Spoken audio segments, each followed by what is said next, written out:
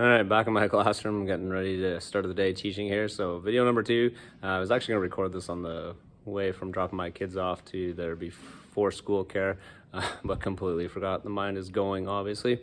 But I got to thinking, and this is great that everyone's gonna be posting their videos and stuff.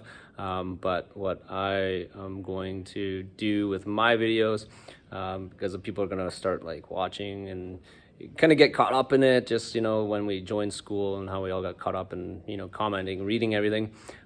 So I'm gonna put titles and what my videos will be, just and that way if you see the title and you're like, hey, that might be something that Ryan's gonna talk about, that might be useful, then great.